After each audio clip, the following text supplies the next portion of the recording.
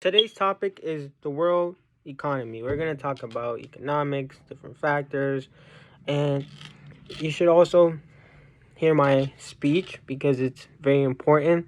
Some people find this topic boring, not interesting, but it is a very interesting topic once you get the hang of it. And it's very fundamental for you to know about this topic because we have elections in a couple of days,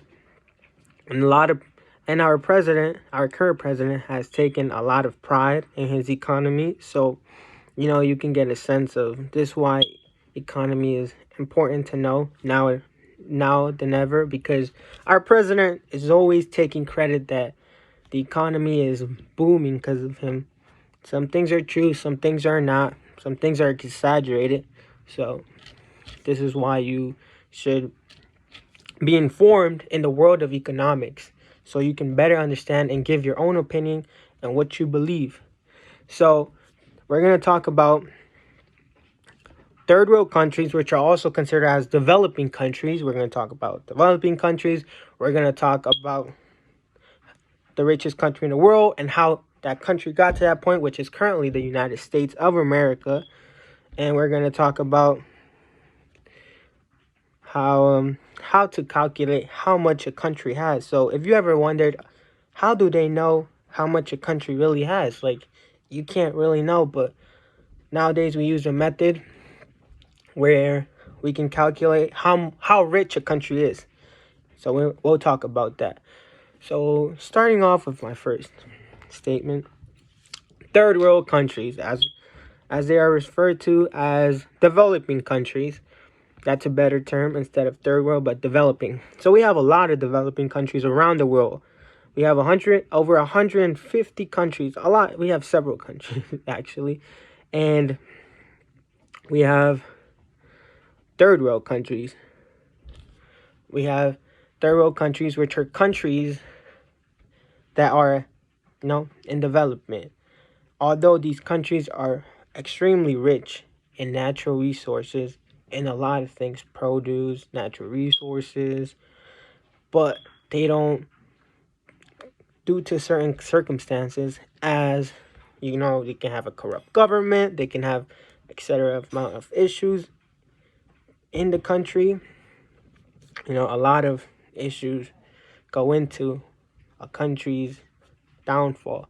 So, for example, we have I know we have a lot of Hispanics here, so we have a lot of developing countries in South America, considering one that is Mexico. Mexico is extremely rich in a lot of things. For example, produce.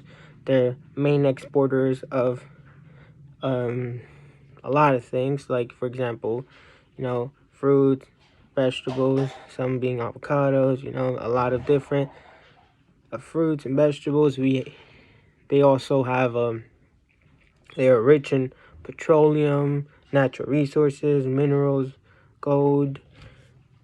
In the old ages, Mexico was rich in gold, extremely rich. They were extremely rich. I learned this in history class. They were extremely rich in gold. They had a lot of gold. And then when the Europeans came, they had that sense of ambition and greed, which is why they tricked them. But the Mexicans back then, they were Aztecs and Mayans. They believed that the people here were gods because they've never seen people like them. They thought they were gods. Big ships, big, different. They looked different. So they believed they were gods.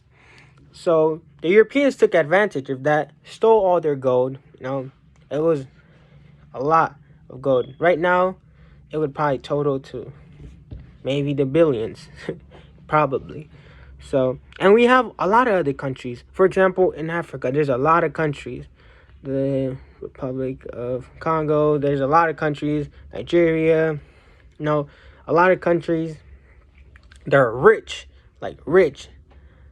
For example, a lot of countries in Africa are extremely rich in petroleum, in natural resources like minerals, diamonds, rich. Last last time they reported, it was in 1999. It was approximately $13 billion in exports of minerals. So that just goes to show how rich these countries are. And that's just one source of income. Imagine how many other sources they have, how many other things they have. So a lot of these countries didn't have the opportunity to be at the top, but they deserve to be at the top because of what they have. They're very rich and they're undermined. They are looked as like they're like minorities. Like small countries.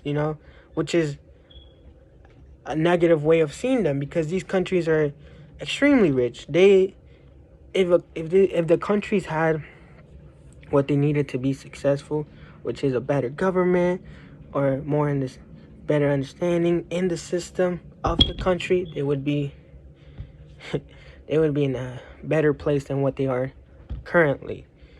So yes, my next my next statement is the United States of America, how they got to the point that they are right now.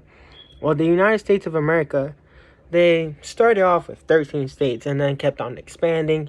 Ambition plays a big role in getting to a certain point that you want. They started expanding till they reached 50 states. There are currently 50 states and territories. So, and the United States came to this point. It's a huge country. It's developing technology. They have brilliant people. They have the land is really good for a lot of things, mostly for growing. They tend to import a lot of goods, but they can also grow them themselves. For example, we have states like Ohio, which can plant potatoes or different vegetables or fruits, and then we have Florida, we have California, which are good for growing too, very good, which helps because we import, but we can also make it ourselves, which is what's good. But what has really boomed our economy is scientists, new inventions, new discoveries, a lot of things. For example, technology. We know that technology dominates. Right now, with Apple, $1 trillion company, Microsoft is a little behind. We have certain companies that are booming. We have big companies here. Currently, the United States holds number one. After the pandemic, we're still balancing. There's still some damages left, but the country overall didn't fall like it was supposed to due to the immense people that were getting sick. It was something very serious, and the country was able not to fall too dramatically. But yeah, so United States is not they have reached a point where they are the richest in the world. They are rich in a lot of different things. They export a lot and import. So yeah, for example, we have Apple that can export their goods. We have a lot of chains, food chains, for example, McDonald's, that they're all over the world. Coca-Cola, they're all over the world too. They're over in 150 countries. So you can imagine how much people drink Coca-Cola all over the world. So Coca-Cola company is very rich, which is in the United States. So, we have the thing with a lot of countries, we have a lot of innovation. So that's what helps a country. And then we have our last argument, which is how you calculate how rich a country is. The way we calculate this is GDP, growth domestic product.